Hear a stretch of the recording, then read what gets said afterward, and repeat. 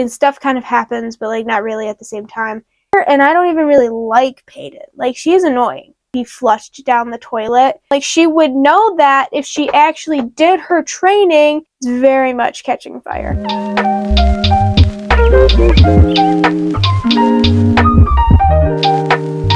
Hopefully I can get through it this time. Hello beautiful people, welcome back to part 4 of Powerless. I've kind of realized that I may be being a little harsh since this is a debut novel, but this really needed an editor. And just a lot more work from Simon & Schuster than was actually put in. I don't think they wanted to rewrite it too much since it was self-published first and that was the version that people expected. But this first version needed an editor. Really bad. Chapter 31, Kai and Peyton, get a letter dropped off to them by a site, and they are told to go to the edge of the Whispers Forest. How they know which edge? I don't know. And I don't think it's ever said how they knew which edge, because in my notes I put which edge, and I wouldn't have put that if they had told me which edge, so we're never told which edge. So they end up at the edge of the Whispers Forest, and a fight breaks out between all the remaining contestants. Everyone's fighting, everyone. And we get a chapter break and a perspective shift, and chapter 32 is Kai's perspective, and Kai is fighting Ace, and Ace is using his illusions, and then suddenly, stuff kind of happens, but like not really at the same time. And Kai throws a throwing star, and it hits Ace in the chest, but it turns out not to be Ace, it was an illusion, and turns out that he actually hit Jax in the chest. And this is where our continuity sort of starts to be flushed down the toilet, because Kai picks up Jax and he's running him towards, there's a whole bunch of people witnessing this fight, okay? Just everyone and their brother is witnessing this fight. They have an audience. And so Kai rushes Jax to this audience to try to find a healer. And he ends up ripping the throwing star from Jax's chest and ends up healing Jax. And in the process of healing Jax, he brings Jax back to life, essentially. Jax was dead. So somehow our continuity is all messed up, because this healing tonic, previous chapters that brought Peyton back to life, essentially is supposed to heal everything and not leave a scar, but it didn't heal everything, and it is leaving a scar. But Kai can somehow use the healer's ability and bring Jax back to life, and that's not even part of it. After the fight, we get another perspective shift to Peyton, and Peyton's talking about all the scars and all the damage that was done to her during this final fight that no healer could heal her of. The healers flip-flop between being really powerful and bringing people back from death, or not being able to heal a skin wound. I need some sort of continuity. Are there levels to how much healing a healer can do? Do they draw from their own energy source? Are some more powerful than others based on just how much mana they have or something? I need some sort of explanation to why healers flip-flop between being really great at healing people and then not being able to heal a minor flesh wound. I need continuity. Chapter 34 is, if you remember, Peyton I don't even remember if I mentioned this, but in the earlier chapters, the first 10 chapters, when Peyton was stealing from people, she stole from this young boy and ended up finding this piece of paper with her home, her old house address on it. So in chapter 34, we're finally adventuring into that plot point, and it turns out the Resistance, which ended up attacking the ball, is at her father's old house, and she goes and is a part of the she is a part of the resistance now. It's very much catching fire. It's very much catching fire. They don't really give an explanation. They more just like give an exposition dump on like how her father was a part of it, which obviously we know if it's in his house. They don't give us any important information about the like resistance at all. And the one guy that was there, I don't even remember his name because I don't care. The one guy in charge was reading Peyton's mind, and she was upset by that. And I was upset by that for her, and I don't even really like Peyton. Like, she's annoying. I don't really like her. But even I was like, hey, dude, how about we just, like, take a second and use cognitive thinking skills. And you kind of go through the process of, hey, the king killed her father. She doesn't like the king. She doesn't want to be here. She's definitely here to help us. That's the only reason she came and didn't rat us out. So maybe I don't need to read her mind to make sure she's one of us.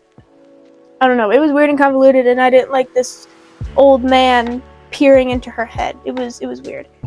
They recruit her to find a passageway into the castle or into the bowl or something, and she's supposed to like use Kit for that, to like get Kit to trust her. That way they can get in to somewhere for some reason. I don't know. 35 is Kai's POV again. They're fighting, training together again, I guess. And he brings up the fact he brings up some fact about them having to stay separated because they might kill each other, but yet they're still training against each other. And I don't get it. And it's in this chapter, I think chapter 35, chapter 36 or something, that he and Peyton have a competition on archery. She hasn't been a good archer before this. How she has the practice to like be good at archery when she didn't previously because of her injury. Like, injuries do not equal bad skills. You know what I mean? It was never really brought up that she even practiced archery. She's just like good at everything for no reason, and we're not given an explanation for it. So they're doing this archery thing.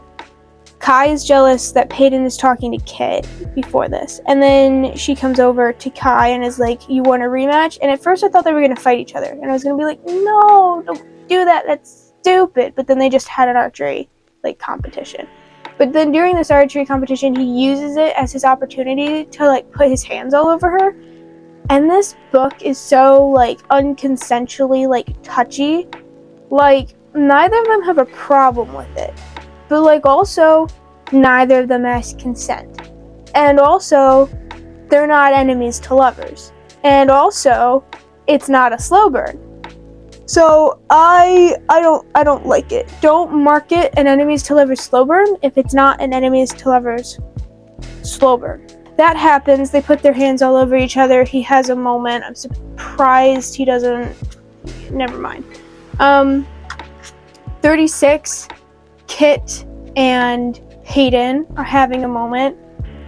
They're in the kitchen. He's trying to teach her how to catch food in her mouth. I don't know. That was weird. But then he takes her to the garden, and that was kind of cute. But then she had to go on this whole sort of rampage about how much like money, shillings specifically, how many shillings were in this like fountain in the garden, and how that could feed people in loot for like months. And he's very enamored with the fact that she'll just like speak her mind to him. Even though it's always said that she doesn't want to, that she says things without thinking. And it's like, at that point, just like, sew your mouth shut because you're gonna get yourself killed. But he really likes it. And so he's like, you can tell me like your blunt truth, you know, but you had to look at me. And they have this moment that I feel is more enemies to lovers than Kai and Peyton are, where she really didn't like him. She really didn't like him, but she's slowly starting to warm up to the fact that he and his father are not the same person. So he takes her gently by the face and is like, please just look at me. Like, she won't look at him. She doesn't like looking at his eyes. It reminds her of the king. He's like, please just look at me. You can say whatever you want to me as long as you will just look at me while you do it. And I thought that was sweet. That was cute. I like Kit much better than I like Kai. Like, Peyton and Kit feel more enemies to lovers than Peyton and Kai do. Like, anyway, they have that moment in chapter 36. And then chapter 37 is the second ball the day before the second trial.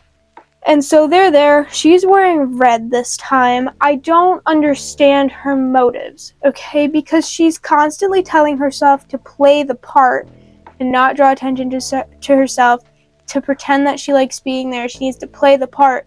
But then she's like actively going and acting out against the king. Like, it's not a set rule that they have to wear green to these balls, but it's expected. And honestly, it's probably offensive that she's not. And so how are you going to tell yourself to play the part but then not actually do it? I don't get it. I don't get it. This is the first time we've seen Adina since chapter 22. It's only taken us too long to get back to Adina. Everyone feels like a plot device at this point. Every single person in this book who is not Kit, who is not Kai, and who's not Peyton feels like a plot device. They don't feel like people. They just feel like something to move the story forward. And I would really like if we got to see the contestants with their families at these balls, because what's really weird is that all of these people, except for Ace, Hera, and Hayden, grew up in the palace. They grew up together. Their families are there, or at least are in the capital. They should be with their families at these balls, or at least their families should be at the balls for the trials, but they aren't, and we never see them talking or cry, or we don't see any interact. We're not humanizing these characters at all, and it feels so two-dimensional. I need humanization of these other characters. I need to see them with their families. I need to see them, Blair is only ever seen as the BICTH. No, BICT. I'm dyslexic, give it a second. BITCH, yeah. Blair is only ever seen as a BITCH because that's what her plot point is. You never really see her being kind. You never see her with her family. You never see her grieve over the death of Sadie, who is essentially, who is her best friend. It is stated that Blair and Sadie are best friends. These people are never humanized. Everyone in this book was written to be a plot point or a plot device to push Peyton and Kai or Peyton and Kit or all three of them. There's nothing else there. There's no substance behind it. During chapter 37, 38 was so short that that's it. That's all the notes that I have for chapter 38. That's the least amount of notes I've ever had for a chapter. But at the end of chapter 37, Peyton's having a panic attack. And I know everyone's panic attacks look different, but the sort of description, scientific description behind a panic attack is you're unable to be talked down. Really unable to be talked down. A panic attack is just so irrational. It is so, you feel like your life is being threatened, typically. I've had panic attacks. You feel like your life is being threatened. You are unable to be talked down. It is so irrational to the point where, you don't, that is why you're panicking, is because it is irrational. So at the end of chapter 37, the end of this chapter 37, Peyton's having a panic attack where she can't breathe because the laces of her dress are too tight, but the catalyst for this was her coming to the realization that she might like Kai and she doesn't want to. And I'm just sitting here thinking, it's very easy to just simply not like someone. Like, I'm living proof. I don't like either of these main characters. It's very easy to just not like either of these main characters simply because they're very unlikable. To me, they are unlikable. They're very one note. They don't give me anything to be emotionally invested in. I don't feel like there is a purpose behind liking them. I'm not emotionally invested in them. I don't like them. Chapter 38 is Kit and Kai talking, and they're getting drunk together. And they're talking about... What are they talking about? I don't even know what they talk about, but at some point they are talking about Peyton and how much they like Peyton. And if there was a term for like a reverse like Bechdel test, this chapter would not have passed it, like, at all. So at the end of 38 is when we bleed over into 39. At the end of 38, they're getting ready to fight because apparently, before the trial, the night before the trial, they are going to fight each other to put on a show. I don't understand how the rules of this trial work. I don't understand how this works. I don't understand. I would love to understand, but it's never explained. It's always just written off as this year's trials are different, and that's how all of these weird plot points are written off. It feels a lot like Caraval. And Caraval, everything weird and obscure about Caraval was written off as the magic of Caraval, or the magic of whatever that male lead character's name was. It was just the magic of, and then left at that. Like, there was no rules, there was no weight behind any of it, because everything could be written off at a moment simply for these trials are different, or in the case of Caraval, it's the magic of. So in I bent my page. In chapter 39, they finally have this fight in like this ring, and I still need a map of the castle because I don't understand what any of this looks like. I don't understand how they got from the ball was outside in a garden. I don't know how they got from the garden to the fighting ring. And I don't understand if I don't know if it's the garden that Kit took Peyton to earlier, because it doesn't sound like it is. Or if it's a completely separate garden, in which case, where is it? So that's what happens in chapter 39.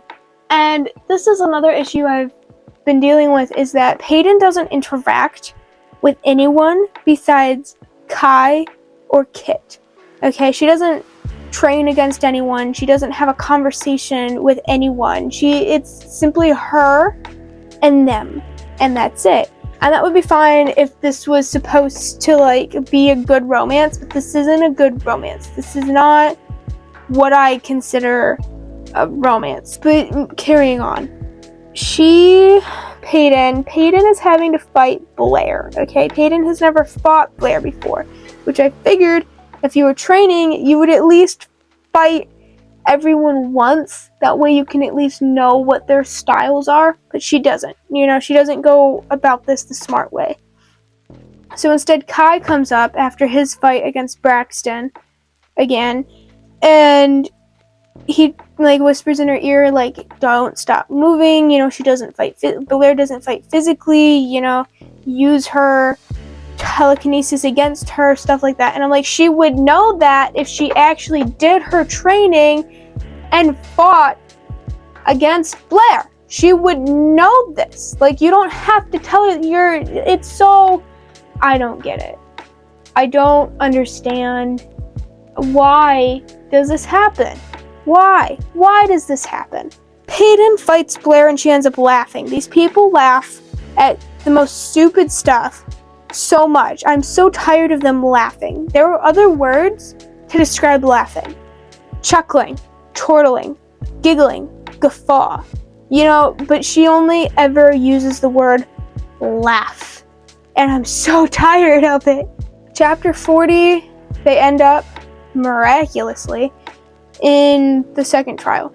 They need to get to the top of Plummet Mountain before the other team. On Kai's team is Blair, Andy, and Braxton. And I'm assuming on Peyton's team is Jax and... who's the other one? Ace? I think that's all that's left, is Jax and Ace. And they're supposed to be using teamwork. Why?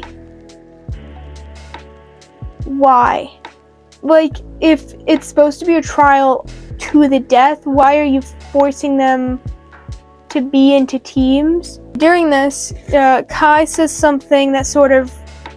He calls Andy his only source of entertainment, and that's what kind of happens a lot with this guy, is that he calls any woman he is with like his source of entertainment, which I feel like dehumanizes them. Like, no one is safe from him calling them his source of entertainment. Like, and it's so weird. Like, call them entertaining. Like, it's not as dehumanizing to be like, they are entertaining as a person, not they are simply a person for my entertainment, is what that wording is, the difference between that wording. And you might have to go about it a little bit differently. You might have to think a little harder to word it to make them sound like people. But this is just an example of the writing that is used to make everyone sound like a plot device and not like a person. So they're climbing, and Andy stumbles into like a pit of snakes, and Blair and Kai end up using Blair's telekinesis power to like fling the snakes down the mountain. I don't know, it was weird. But Andy ended up getting bit. And so he's carrying Kai is carrying Andy using Braxton's brownie ability. And he's like, hopefully it's not poisonous. Which is weird because right before this, he was talking about how many times he had been on this mountain with his dad for training. So, like, wouldn't you know? You would think that you would know. That's those 10 chapters, but I've not rewritten, but I've given my sort of notes up to this point, like full side, front and back. I've given my notes and how I would have rewritten the book up to this point. So I'm going to share some of those with you, the ones that I would have wanted. Things that I think would have made the book more of a dynamic, like just deeper than like these three main characters. I would, instead of Peyton finding Kai, I would have said Peyton found Jax. That way you can learn more about Kai through Jax and not through like Kai himself. Like Jax could maybe bring up the, my brothers really like you, and then she could question him on that, like while she's slowly like bleeding out. She doesn't necessarily have to die. Her almost dying was dramatic to sort of show how much Kai cares about her, but you wouldn't need to do that at this point. I then would have had Kai and Sadie team up. That way Sadie doesn't have to die unnecessarily. And then I would have had Jax and Peyton, while they're together, stumble across Blair and have them two fight Blair. That way later, when they're fighting in chapter 39, Peyton already knows how to beat Blair. That way Kai doesn't have to tell her that. She already has the experience. I would like to see Peyton talk more to Kit about her past. I would like her to bring up like how kind her father was to the people of Loot, how much the people of Loot like loved him and cherished him, and how much good he did, before she brings up the fact that he was murdered by the Royal Silencer. I think that would be better and sort of give Kit more of like a, oh boy, sort of like step back moment when he realizes that like he kind of puts two and two together, that his dad put out the hit on Peyton's dad. I think that would be more dynamic than her just being like, come to Loot, you have to go to Loot, you have to see how much people, like how much your people are like suffering. Like, you have to come to Loot and see that. Like, that's what she's pushing. Like, more than anything, she's pushing just like, come to Loot, see it for yourself. I think him slowly realizing that his dad is causing suffering would be more dynamic as like an inner monologue for then him to go to Loot and sort of see it for himself. I would have liked, I've already mentioned, I would have liked to see the other characters more humanized. I would have liked to see Peyton watch the other contestants interacting with their families. I would have liked her to watch Kai go up to Sadie's family and apologize. This is if Kai and Peyton still ended up together and still ended up killing Sadie. I would have liked for them to just add her watching Kai go up to Sadie's family and apologize and like console them for their loss, and them to be really angry at him and not accept his apology and blame him, and then switch to his POV and get his inner monologue and like his guilt on that. I don't really like him calling himself a monster. It feels very like woe is me kind of, and you know, usually people, I mean, if you feel bad, sure, you'll be like, oh, I was a monster, I shouldn't have done those things.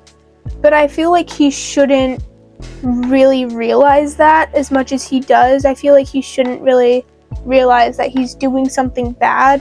It seems that he's already like halfway to being a good person with as much training and sort of brainwashing almost that he supposedly has had. I don't think he should be as easily like, I'm a monster, I've done horrible things, I need to repent. I want to see him sort of grow into that realization more.